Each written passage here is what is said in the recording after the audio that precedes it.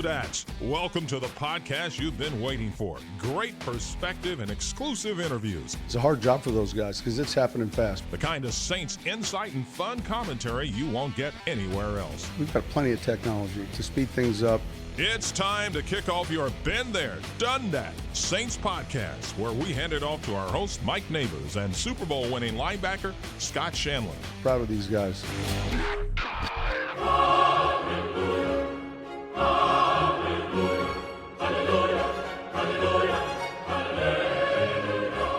Hallelujah, football friends. Yeah, the fake stuff is over. Time for the real football to begin. Welcome to another rendition of your Been There, Done That podcast. Kind of a special podcast for us, our 25th anniversary. We started this back in February.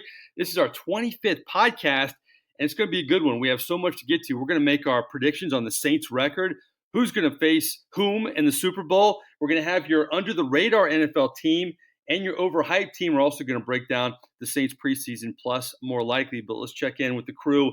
Our producer, our voice of reason, Justin Thomas. Are you ready for some football? Yeah, no, definitely. Probably the only good thing about preseason games was watching Taysom Hill versus Teddy Bridgewater. Yes, we'll get to that in just a second. Let me bring in the biggest fan of preseason football that I know, Mr. Scott Shanle. This is the good time of the year where we can finally look forward to some real stuff, right? Oh, wow. Yeah, I don't know if it's just me getting older. And as a former player, I should be more intrigued by preseason than I am because there's a lot of good football players. There's battles. But I think preseason is gone the way of the dodo bird. Cut this thing down to 2 games, and let's move on with some real football because these teams all do intra-squad practices anyway. That's all these games are. But you're turning on the lights for these stadiums. People are spending a lot of money for meaningless games. You don't find anything out about the preseason that these coaches don't already know. Yeah, and you know, you get the general managers who have to go in the booth at the end of these quarters and analyze the job positions and everything, and you hear them over and over again. You hear this from the head coaches. Yeah, the games are great, but we get the most really out of the practices and these dual practices. I think the dual practices, you touched on it, are going to be the perfect kind of compromise to cut in the preseason games because the coaches really get a lot out of that stuff. Yeah, and, you know, like the Saints go with the Chargers and they practice for a couple days. If you want to have a mock game at the end of the third day, have one of these networks cover it, put it on TV. We have 24-hour football access all over on TV. I think that's the way to go because, you know, there's so many games during the year. Ticket prices only increase. Fans save their hard-earned money to see real football. And, you know, I think part of it is fans feel obligated to go watch their team no matter when they're playing. And to me, it's just not fair that they're spending money on meaningless games. I'll give Sean Payton credit for this. And it's tough from a media standpoint. And I did sideline in the preseason for years. You can never interview players during a game. And almost, you know, the majority of teams you can. But he does that. It doesn't matter what level. I mean, he's steadfast about that. If it's a CBS game or if it's Cox Sports TV or if it's Raycom, he doesn't allow it. I was always jealous of that. It would be interesting to me to see if you had a dual practice, if he'd let you interview players. And I'm guessing absolutely not. But Sean Payton, you know what? If you're listening, I give you credit because at least you're equal opportunity when it comes to that rule. And Scott, I don't, you know, as a player, does that matter if players are interviewed during games? Did you guys care about that or not? I don't think guys really cared about it. I think we got so used to it not being around us that, you know, we didn't even know what was going on, to be honest. I didn't even think about, hey, you know, nobody's over here finding out what's going on during the game. I think you just get so used to what your way of life is on your team. Yeah, it's funny because when they had that national game, the Saints and the Chargers, the whole game you're going, let's go down to the field, and they got another Chargers player. There's no Saints players at all. So Sean Payton, at least you're consistent. Well, we're going to get into predictions. A lot of people are predicting the Saints to make another run, not only to get to the Super Bowl, but to win it. What are our predictions? We'll get to that in just a second. We're going to have a fun, more likely segment where we break out some individual performances we expect moving forward. But before we get to all of that, you know, we like to bring in some national perspective, some different perspective. It could be really, you know, people we find credible. And ProFootballTalk.com's Mike Florio, you know, they had an interesting discussion about Drew Brees and about his legacy. And before I get to that, he had this interesting comment I thought recently about Bountygate and its really effect on the Sean Payton, Drew Brees era. Here's what he had to say. Mike Florio, ProFootballTalk.com this week.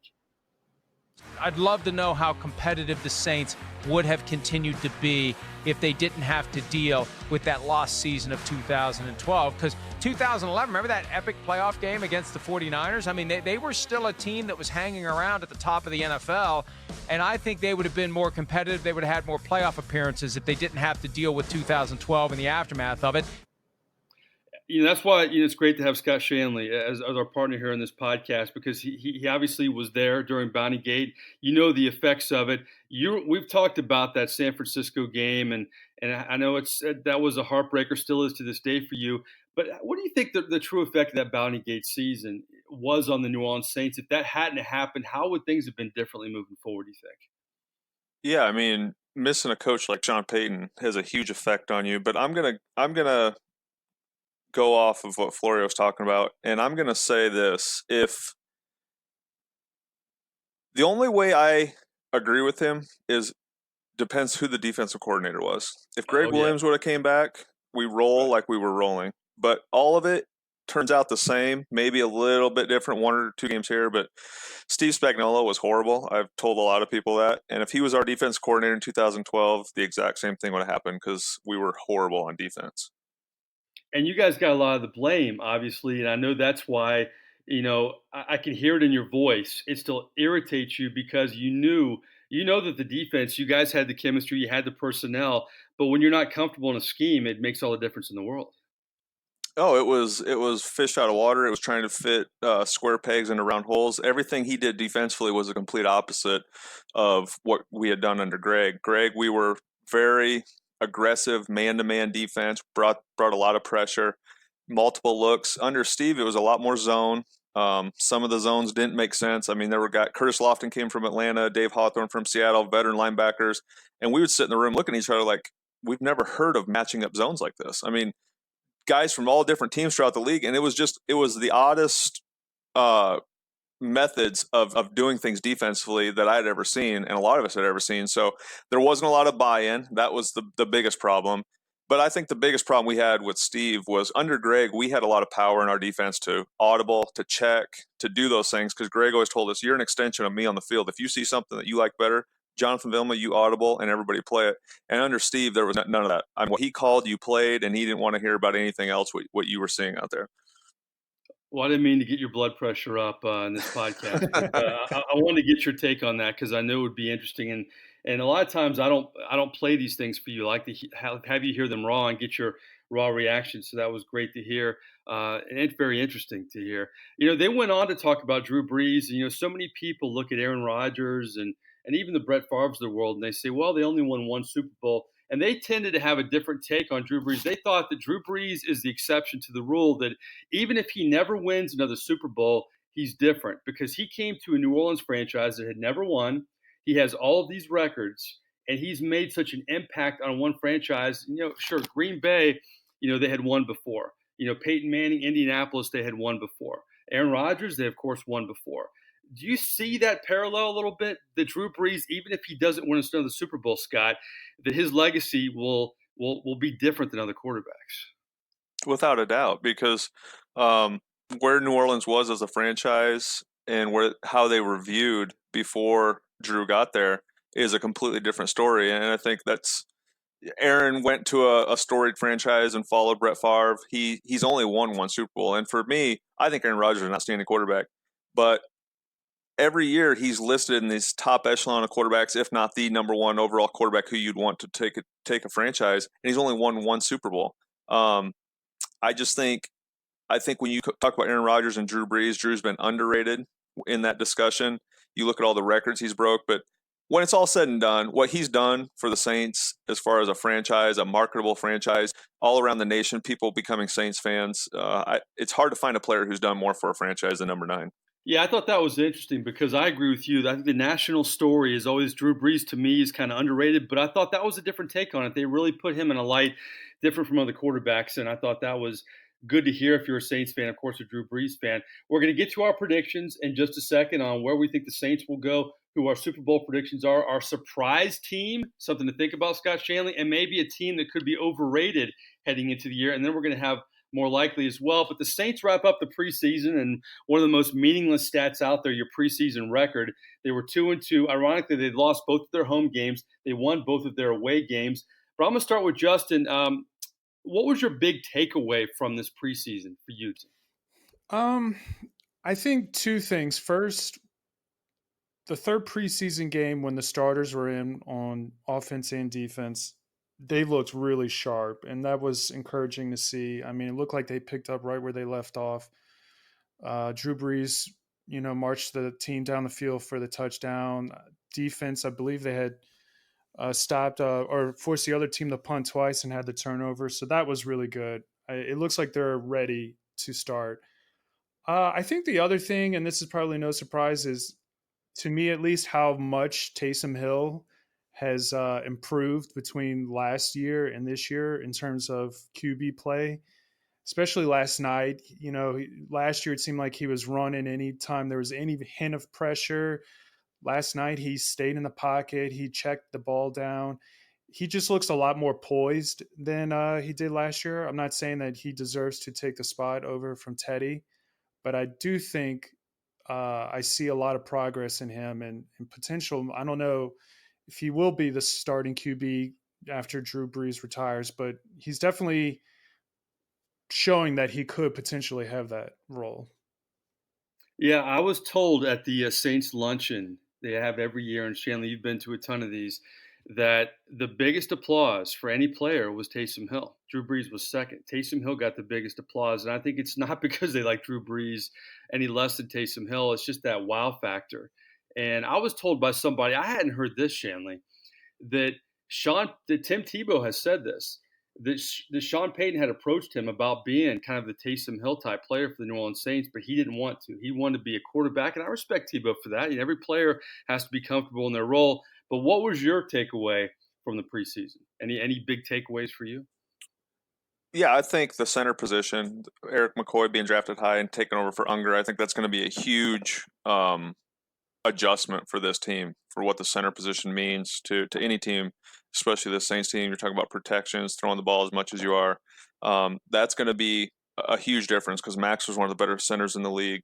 And then I think just seeing how the defense continues to get better, because I feel like the defense can be the strength of this team, as odd as that is when you're talking Saints football. I think they have a lot of young playmakers, a lot of depth, and the way they finished last year, I just wanted to see if that defense continued to build on that depth and that the youth movement they had made on defense. And it's hard to argue with Justin's take.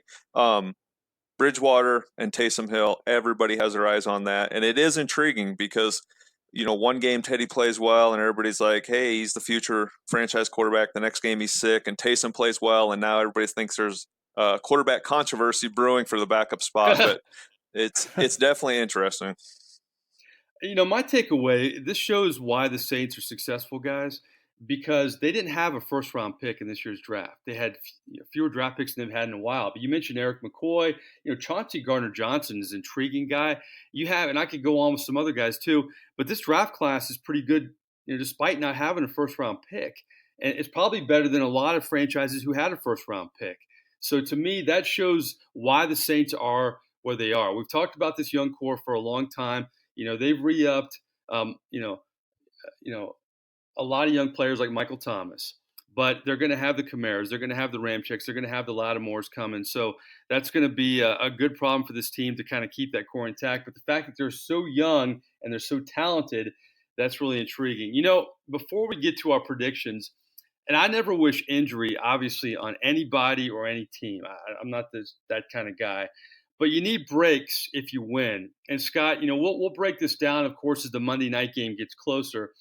But sometimes if you look at the schedule, sometimes that's dangerous because you don't know how good teams are going to be. But I'm looking at the schedule. Of course, the Saints open with the Houston Texans. They've already lost their running back, Lamar Miller. Their defensive lineman, Jadeveon Clowney, it's kind of a mess what's going on with him. Their offensive line isn't good. When you face teams and they don't have their best players, that's where you kind of get breaks sometimes.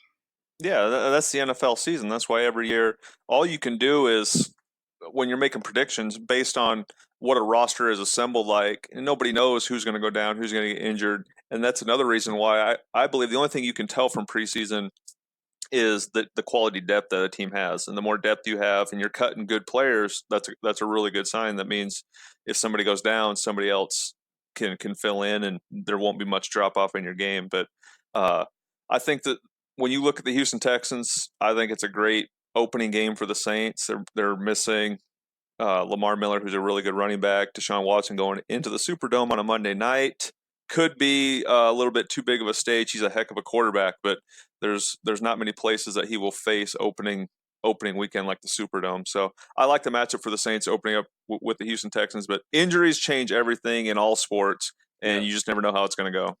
Exactly. And again, I don't wish injury on any player or any team, but it's just it's interesting to me how that obviously plays a part not only in your team that you root for, but in the teams your team plays. All right, I'm going to get into 4 questions for you guys. It's our preseason preview in the NFL, and we have the benefit of knowing Andrew Luck has retired, and we'll get to that in our more likely segment in just a second. But Sports Illustrated had Indianapolis in their AFC Championship game, and they didn't know about Andrew Luck. So we know that Andrew Luck won't be around for the Indianapolis Colts. But let's start off with our preseason preview. What will the Saints' record be in 2019? I begin with Justin Thomas. I am going to go somewhere within, I'm thinking 12-4, somewhere in there. I think if they come out 2-2 after the first 4 games, that's really good for them. And then they should be able to finish out 10-2. But yeah, I think 12-4 is probably good. Maybe 11-5. Interesting. All right, I'm gonna write this stuff down because even though we're recording this, we can go back. But you say 11-5? I'm going to stick with 12-4. Oh, 12-4. I'm sorry. I'm writing, not listening. All right, Scott Shanle, record for the Saints this year. I'm going to go with 11-5. I think saying 10-6, this team is way too good to be that, and 13-3, they're good enough to go 13-3. But 11-5 for me is a safe pick, and the only reason I'm saying 11-5 is because the way the last 2 years ended, mentally it's tough to get back to the levels you were playing. But more so, it's about this early season schedule. I like the matchup against Houston, but now when you go to the West Coast, the Rams, they're going to be out for the Saints be out for blood. That'll be a really good matchup. But then you got to stay there and play at Seattle in a tougher environment. The Cowboys are going to be a really good team. A lot of their schedule, a lot of their record, when I'm talking 10-6, 11-5, 12-4, 13-3, a lot of it's going to be determined on how good this NFC South is. I'm not sure how good the division's been. Really good the past few years. I don't know how tough it's going to be this year with Cam Newton being hurt, the Buccaneers getting a new coach, Jameis turned the ball over a lot, and Atlanta's kind of the wild card in this record thing. I think it's kind of interesting in the NFC South that Dirk Cutter is the offensive coordinator for Atlanta. I think that may be an interesting acquisition because Matt Ryan had his best years with Dirk Cutter as offensive coordinator. So maybe the Bucs lose a head coach, but that could really help the Atlanta Falcons. Kind of an interesting dynamic to watch. I also think the Falcons' defense is a lot better. Deion Jones last year, he's been a Saints heartbreaker. He's going to be back, and Scott, you know how good he is. I think the Falcons' defense is going to get better. I think the Falcons are kind of that wild card team. I want to say 12-4, but it's that unknown factor of the NFC South that has me 11-5 as well. Because if you look at the schedule, yeah, I think they win one of those West Coast games. I tend to think it might be Seattle instead of LA, but who knows? But if you this is always dangerous. If you look at the schedule, boy, down the stretch, let's just say the Atlanta Falcons are a good team. I don't think the Bucs are a good team. I don't think the Panthers will be a good team. I don't think the Niners are going to be that great. The Colts don't have Andrew Luck. The Titans aren't that great. Then you have Carolina again. So after the bye week, I think it set themselves up for a nice run. But then again, that's a very dangerous thing to do. I'm going to throw one loss in there, maybe 2 losses in there. So I think 11-5. I agree, Shanle. That's kind of a safe record for the New Orleans Saints, which leads us to our predictions. And you guys can break it down a little bit. But at the end of the day, where do you think the Saints go, and what's your Super Bowl this year, Justin? So, I hate to play Homer. I'll go with AFC first since we're going to get ourselves to the Super Bowl. I think AFC Championship is probably going to be a rematch of Chiefs versus Patriots. I think the Chiefs are going to be victorious this time. And for the NFC, I think the Saints will be there. And I'm going to go with them playing either the Cowboys or the Rams, but I think the Saints win. And boy, I hate to pick a winner between the Chiefs and the Saints. I think the Saints, if they make it to the Super Bowl, I think it's theirs. So I'm going to give it to them. Scott Shanle, the floor is yours. Well, I think it's set up beautifully for the Saints, mainly because they're an outstanding team, but more so because the NFC, I don't see anybody with the quality of roster that the Saints have outside the Dallas Cowboys. Now, if Zeke Elliott holds out a long period of time, that'll derail the Cowboy season. But I think the NFC is the Saints and the Cowboys. Cowboys have a really good team. AFC, it's Patriots, Chiefs. I agree with Justin. It should have been the Chiefs-Saints Super Bowl last year. I think that's what we actually get this year. And that will be an outstanding game. I think the Chiefs – the one thing that's making me hesitate on the Chiefs is the man I just took over the coals earlier in this podcast, and that's they hired Steve Spagnuolo as their D coordinator. And I have a hard time believing he's going to make that defense better than they were last year, but Patrick Mahomes is outstanding. So I'm going to go Chiefs-Saints Super Bowl. Has Spags coached for every team in the NFL now? Just about. And I think that's all you really need to know. He's got pictures on somebody from all these teams. I don't know. Somehow he keeps getting jobs. It's crazy. He's definitely had the moving van the last few years, the last few decades. You know what? It's so hard for me to pick against the Patriots. It really is, because how many times have we said it every year, oh, they've lost this player, or we've lost that player. And by the way, when Gronk came out and had that emotional press conference this week, he didn't rule out not coming back. I mean, Andrew Luck seemed more definitive. I wouldn't be surprised down the stretch if Gronk comes back for the Patriots if they need him and he gets that rest that he needs. But the Chiefs, to me, seem like that team that's on the cusp of really doing special things. So I hate to be a follower here, but in the NFC, the Rams still kind of scare me a little bit. But I agree with you, Shanle. I think if you look at the complete picture of these football teams, I think the New Orleans Saints are the best team in the NFC. And I do like their schedule. It gets a little tough early, but I do like their schedule quite a bit. So I'm going to say Saints, and I'm going to say Chiefs. And the reason I like the Saints, it's all sequential. It was the Minnesota loss, and then it was the tough loss in the NFC Championship game, and then they get to the Super Bowl. It's a great story. They win the Super Bowl on the 10th year anniversary of winning it in Miami. They do it again, and then I think Drew Brees retires. He goes out in a blaze of glory, and who could blame him? All right, 2 more questions in our preview, and we'll get to more likely. Your under-the-radar team in the NFL, Justin. Now, how under the radar are we talking? Like just a team? People aren't saying anything about them. They're not really predicting great things, but you think they'll shock the critics and shock many of their fans. Okay, so this one is out of left field. I'm not saying they're going to be amazing. Maybe a wild card sneak in, but I'm kind of impressed with the Giants. They, of all the teams in the preseason, I know preseason doesn't mean anything, but they scored the most points of all teams in the preseason. I like this backup, Daniel Jones. I think he looks really good. I don't know how long Eli is going to wind up playing, if he'll even make it the whole season. So again, I'm not saying that they're going to be amazing, but I think they're going to be better than people expect. Interesting. You heard it here first from Justin Thomas. Scott Shanle, your under-the-radar NFL team in 2019.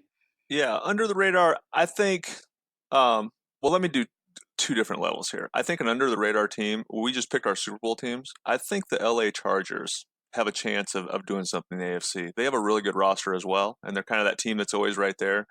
I think they could beat the Chiefs and end up winning that division. But I think the Chargers have a chance to come out of the AFC. I didn't really mention that before. But as far as really low expectations that nobody even thinks, not even a playoff team, probably just a doormat, I'm going to go with, call it Hard Knocks fever. I think the Oakland Raiders have a chance to do something. I almost went with the Raiders. Yeah, I think it's Hard Knocks fever more than anything. A lot of it's going to depend on Antonio Brown and whether or not he is still Antonio Brown. I think he could do something and help Derek Carr in that offense. But I've said a number of teams. I think the Jets. I like the Jets going 10-6. Wow. if the Raiders make a run, that'll be great for Frank Caliendo. He'll just get more and more money. That'll be, especially if they keep going. It's great we're getting different answers here. Here's my under the radar team. I think the Jacksonville Jaguars have a chance to surprise because Andrew Luck is now retired. That kind of helps. That was the favorite to win that division in a lot of ways. I think Nick Foles is what they needed. I think that's exactly what they need. The defense is good. I think Fournette has a chance for a bounce-back year. The receivers aren't great, but I think they were in the AFC Championship game, guys, just 2 years ago, and they pushed the New England Patriots, and they really should have won that game. They were a Super Bowl team 2 years ago, but Blake Bortles, for some inane reason, was given this extension. I never understood that. But I think Nick Foles is exactly what they need. They need a quarterback like that. Jacksonville Jaguars win that division, and they make some noise in the playoffs. That's my under-the-radar prediction. You know why you're wrong, Mike? Why? Because no team in NFL history, as far back as preseason's been logged, that has scored less than 43 points in the preseason has ever won a playoff game. Ooh. And the Jags, Wow. the Jags only Where'd scored. you pull that one out? Oh. I browse Reddit. Shanle, he's sniping me from the corner. He did. I loved it. That's hard to overcome, the stat when you say never has anyone. And I don't know. You know what, Mike? I like your pick based on the division they're playing in. The Titans, no. Right. The Colts now. Quarterback retired. Right. Houston lost their starting running back. I think they can win the division, but I think Nick Foles is Jeff Hostetler. He's the perfect quarterback to play 4-5 games, yeah. but when he has to play 20 games, I don't know. He's done it before in his career and not done it very well except for one season. Boy, I felt Shanle was about to make his pick, and I'm thinking, don't pick the Jags. And then I picked the Jags, and I get steamrolled. Ambushed. Yeah, Justin and I ambushed you. We hate your pick. Well, we obviously record these, and we can play this back when the Jags make the playoffs. I look forward to that. Can't wait. All right, conversely, before we get to more likely, your overhyped team, a team that's getting all this pub, and they don't deserve it, Justin Thomas. This one may come off as a little obvious. I was actually almost picked the Packers. I'm just similar to last year. Wasn't high on the Packers, and they disappointed last year. And I can't believe I'm picking this team because I drafted their QB as my QB in fantasy football. Boy. You might know this. I'm going with the Cleveland Browns. I'm just not sold on them. I haven't seen anything to impress me in the preseason. I mean, it seems like they got a lot of good pieces, but it's more individual pieces and not a good team as a whole. I could be wrong, but that's my pick. Interesting. Shanle knows this. You know this. Baker Mayfield's my guy. I don't care if he chugs beers at baseball games, man. That is my guy. I'm a big Baker Mayfield guy. Scott Shanle, your overhyped team entering the 2019 season. Yeah, I had a couple in mind. I was going to say Cleveland, but I agree with Justin. That team is set up for failure, not because they have great players, but I don't know if Freddie Kitchen's going to be able to handle those personalities as a first-year head coach. Yeah. I think that's going to be the biggest issue they have. My overhyped team, somebody who has expectations, but I just think is going to fall short. There's a few teams in mind. I'm going to say the Rams. I'm going to go with the Rams. I don't warn Shanle with these questions, so you're always good at coming up. Yeah, I'm going through my Rolodex of teams in my head. The Rams, and the reason I'm saying the Rams is they had kind of a magical year last year. There's been some turnover in their coaching staff, but I think this Todd Gurley story is a huge story. Yeah. They paid him all this money, and still it's this phantom knee injury that nobody wants to diagnose or give it a name. Without him being 100% healthy, I don't think the Rams get back to doing what they were doing last year. Interesting. I wish I could ambush you guys with a stat on the Rams or a stat on the Cleveland Browns, but I don't have one. I will say this, though. Freddie Kitchens, the problem I have with him, I think he's the perfect guy to kind of handle that locker room, but I don't know if he's an adjustment guy. He's never been a coordinator either. He's a head coach. No, it was a huge jump. And I don't know, did you guys see the story Florio did on Pro Football Talk with the old offensive line coach that was in Cleveland who said Freddie should never have gotten the job. It should have been Greg Williams. We all know Greg was the reason we ended up turning things around. So that story came out, and it made me think, at the time I thought Greg deserved the job over somebody else in-house. So it'll be interesting. Like you said, Mike, when you have never been a coordinator and had a lead role like that, when things start going south, when you lose 2 games in a row, is everybody going to listen to you as much as they did when you were 0-0 to start the season? Exactly. I mean, how many times has Sean Payton kind of had to reinvent things? And now, Sean Payton, brings in a Taysom Hill and reinvents the offense. That is an elite head coach. That's the kind of coach that's going to get you to the playoffs. Now, Freddie Kitchens may be that guy, but I have my doubts. I want to go a little bit different. I'm going to go Dallas Cowboys. And I know they're not predicted to win a Super Bowl or anything, but I think there's a lot of dysfunction in there. I think this Elliott thing, I think he's a great player, but I don't know, how that's going to disrupt the team. And I'm still kind of not sold on Dak Prescott. I think Dak Prescott is good. I don't think he's great.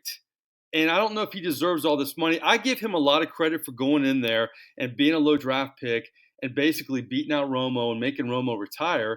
But I don't know how you feel, Shanle. You live in Dallas. You're around this team. Cowboys are always, to me, that team that's always kind of missing something.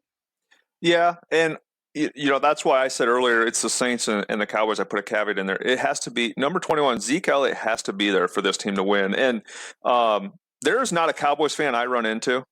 I can't think of anybody who says they love Dak Prescott as their franchise quarterback, and who nobody has told me, yeah, he should get paid $30 or $40 million.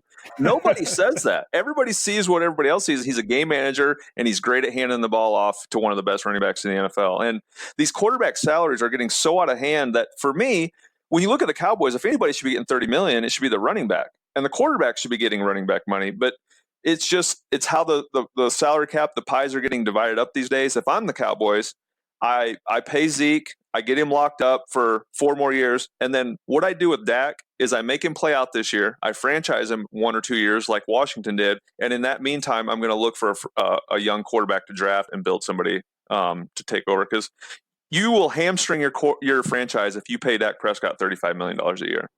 I want to say, I was going to say, I just want to add too, I just don't think Jason Garrett is a Super Bowl winning coach. I think the team itself is really talented. I just don't think he has the talent to bring the team to a Super Bowl championship. Yeah, I would agree with that too, Justin. Their defense is outstanding. I mean, their defense is really good. They run the ball well. But I agree with that. When your problems are the head coach and the quarterback, and you don't have those guys, it's hard to get over the hump and actually win rings. Justin, do you have any preseason stats on the Cowboys to support my case? Give me 5 minutes. Okay, perfect. All right. Well, right now, though, I want you know what time it is. We have to go to that.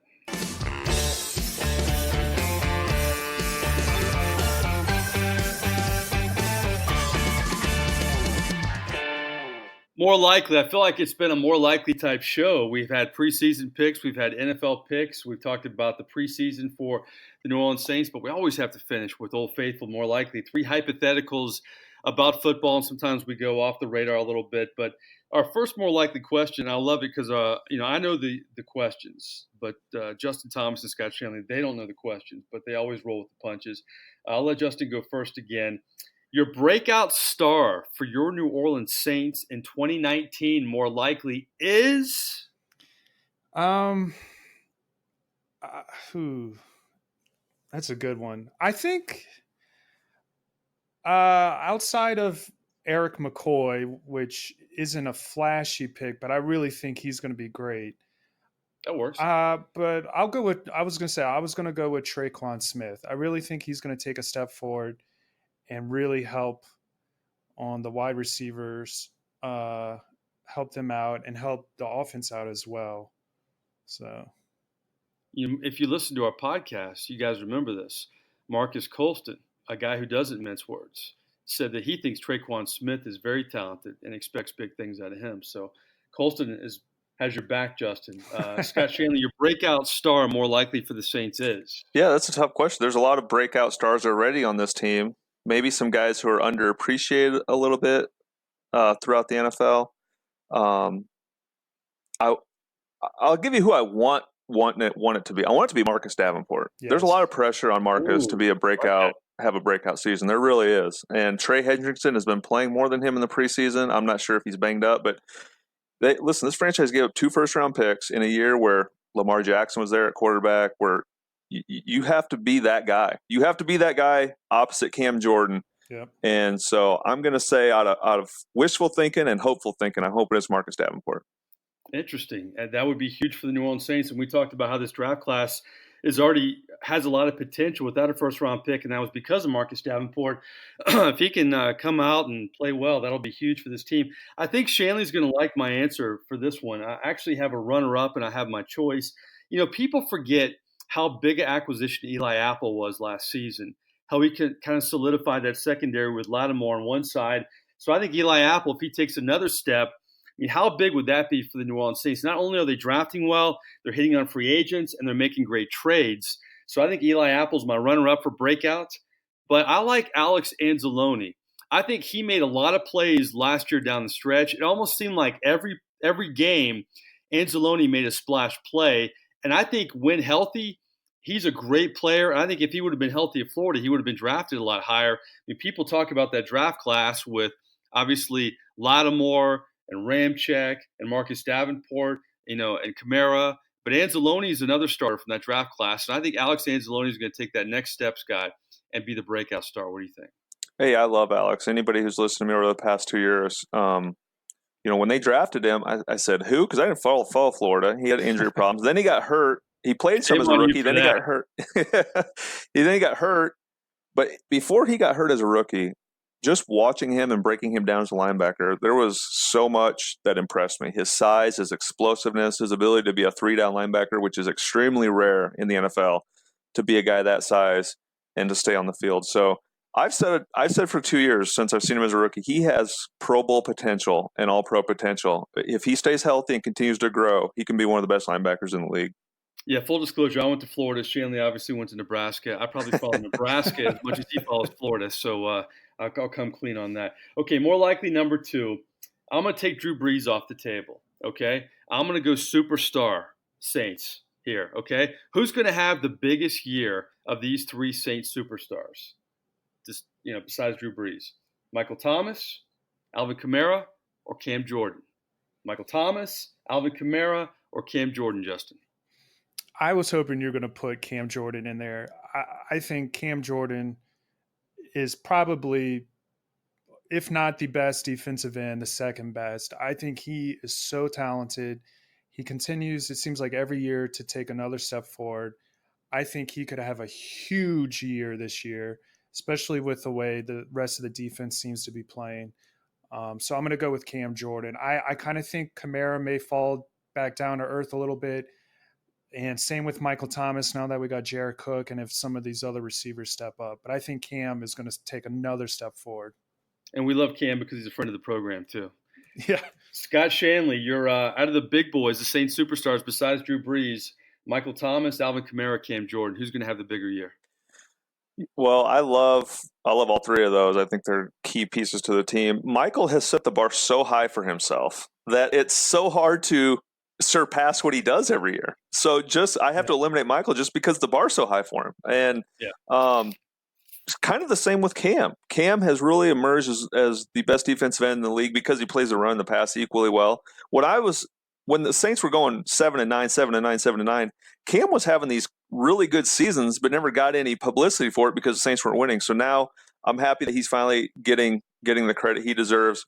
But I'm going to go with Kamara. I think when you lose Mark Ingram and you're splitting carries with Latavius Murray, which I don't think it's going to be more of maybe a 75-25 instead of a 50-50 like it was with Mark. I think Alvin's going to get more touches. It's going to be about staying healthy, and more touches for him means bad things for defenses throughout the NFL. I agree, and I agree with everything you said. I think the Saints have played Alvin Kamara perfectly. He had time to kind of get his feet wet in the NFL and buy his time with Mark Ingram, but now he's ready to be that guy. And Michael Thomas is going to have a huge year. He'll put up the numbers. It's going to be hard to keep putting up the numbers he's put up. Agree with you there. I think Cam Jordan's going to be Cam Jordan, but Alvin Kamara is going to have that breakout year for the Saints. I feel it. I feel it's time. And we saw, flashes of it last year, but I love the Latavius Murray pickup. I think that was kind of a sneaky good pickup. And he proved in the preseason, this is kind of a big takeaway for me, that he could catch the ball maybe better than we thought too. So he'll be the perfect complement. My question though, covering this team for years, Kamara and Ingram had the interviews together. I saw during training camp that Michael Thomas and Kamara did interviews together. I think that's going to be hard because the running backs are kind of together in the locker room. I don't know if they're going to carry that over to the regular season, but it'll also be interesting from an interview standpoint to get Alvin Kamara by himself without Mark Ingram. So we'll see how that plays out. But I agree, Alvin Kamara for the breakout year. Final, more likely, the big story in the NFL is Andrew Luck shocking everybody. And I love the people who said, I really wasn't that surprised. Yes, you were. You were surprised that Andrew Luck retired from football. I think maybe some were more surprised than others, but I think you got to be surprised with that story. More likely, what was the biggest surprise, though? Of all these guys in their prime who retired, when they could have had so much more football left in them. Andrew Luck, Jim Brown, Calvin Johnson, Gronk, or Barry Sanders. Andrew Luck, Jim Brown, Calvin Johnson, Gronk, or Barry Sanders. Justin. Since I wasn't following football for at least half of those players you mentioned, I think I have to go with the most recent one, Andrew Luck. It came out of nowhere for me. I didn't, like you said, people who said that they were surprised, they're lying. It wasn't even a thought. And he seemed like when he was coming out of the draft, another generational talent. I mean, how lucky is it for a team to go from a Peyton Manning to an Andrew Luck type player? And I really think he, if healthy, could have been great just as well. So I was shocked, and I understand his reasons. It makes sense, but to me, I couldn't get over it, and I think a lot of people, as the reaction's been, couldn't either. It still, to me, is kind of shocking that it happened. Yeah, I think the difference is he's a quarterback, and all those other guys weren't quarterbacks. And it's rare to see a quarterback, and I don't think it's unprecedented, a quarterback that's as good as Andrew Luck walk away at that point in his career. I do think there's more to the story, and I do think there's a chance for him to come back. So, Scott, out of all those guys, Andrew Luck, Jim Brown, Calvin Johnson, Gronk, and Barry Sanders, was there one that was the most surprising for you, more likely? I think Andrew Luck. I really do. I think a lot of it, you said, Mike, he's a quarterback, his age, and there was so much optimism about his future. And quarterbacks are playing until they're 40 years old now. So, I mean, you talk about 12 or 13 more years, people predicted Andrew Luck being a part of the Indianapolis Colts franchise. And I think that's also why the boos came out, is because it was a few years ago they gave up on Peyton Manning. They drafted the sure thing at number 1, and they didn't get anything in their minds out of it. So I think that's where the fans' reaction came in. I'm not condoning it. They shouldn't have done it, but a lot of disappointment because of how shocking and how surprising it was.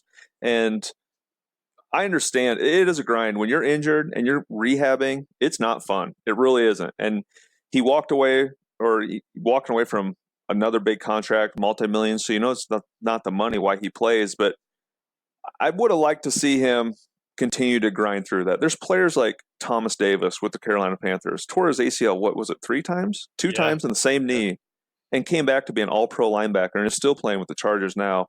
I just think Andrew Luck had a lot of great football ahead of him.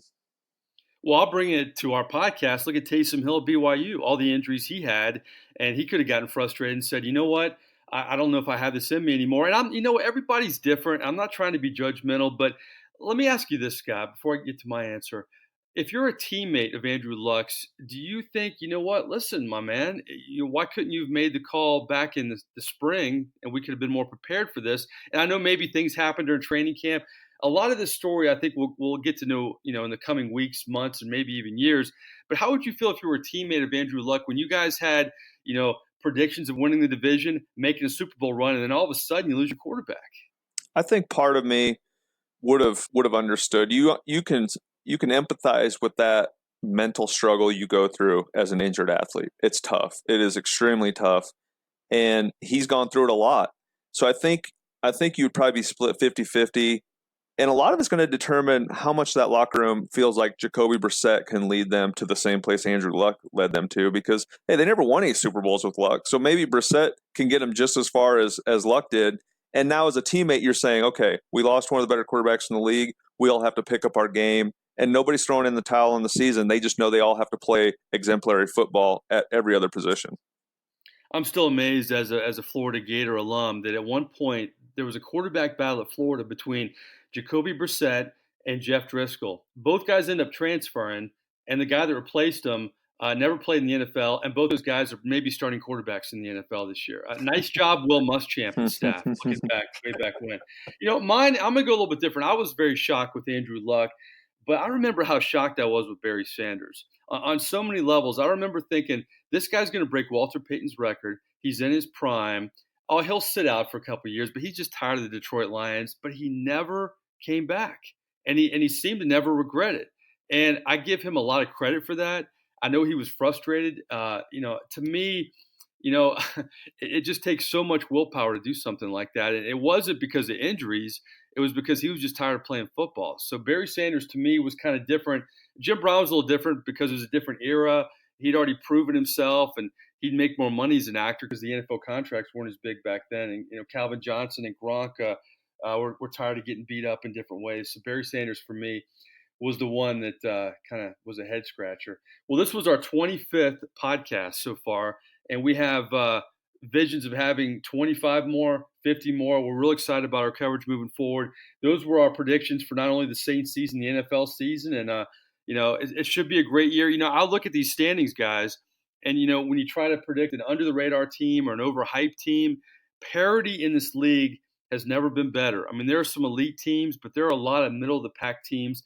And that's why, Scott, the NFL is the best professional sport, because, we're in the heart of Major League Baseball season, and you definitely have the haves and have-nots, and don't get us started on the NBA and all that stuff. That's why people love the NFL, because you really feel like, unlike other sports, that your team has a chance over the other leagues. Yeah, and that's what you need. You need the entire NFL. Or there's probably maybe 4 or 5 fan bases that know we don't have a quarterback. We just want to be competitive, but the NFL is intriguing because of that. Every week you look at every game, and there's not a whole lot of games where it's going to be a 30-point spread and who's going to win. Elite athletes playing against each other, elite coaches coaching against each other, and that's right. That's what makes the NFL so much fun. And when you throw into it, on top of it, there's only 16 games, so every game is very monumental. You start off the season 0-2 or 0-3, it's tough to dig yourself out of that hole. So the importance of each and every game mattering so much, I think, is what really makes the NFL the NFL. So just to recap, we had the Saints winning the Super Bowl, all three of us. Justin has them 12-4. Shanle and I have them at 11-5. And it should be exciting. You never know with the injuries. You never know how the ball bounces. But everything is lined up for the Saints to have a special season. Keep it here. We'll have great guests, a great perspective from Scott Shanle every week during the season. And we have some surprises along the way. We're excited about the growth of this podcast. We're on all the platforms. We're on iTunes. We're on Podbean. We're on Stitcher, Spotify, and Google. Justin Thomas, before we go, have you come up with any other stats? Because, man, that was an earth-shattering stat. You killed me with the Jaguar thing there. No, I haven't come up with any stats. You distracted me with all your great questions. I didn't look up anything regarding compliments the host on the way out. Justin does remind me, though, if you have any questions for Scott Shanle, follow us on Twitter. What's our handles, Justin? At Dundad Podcast. At Dundad Podcast. Follow us on Twitter. You'll have every kind of sneak previews of our podcasts. And always, if you have anything you want to ask Scott Shanle, check in on Twitter, and we'll take care of you. So for Justin Thomas, our producer, for Scott Shanle, I'm Mike Nabors. Hallelujah. The fake football's over. The real stuff has begun. We'll talk to you next week.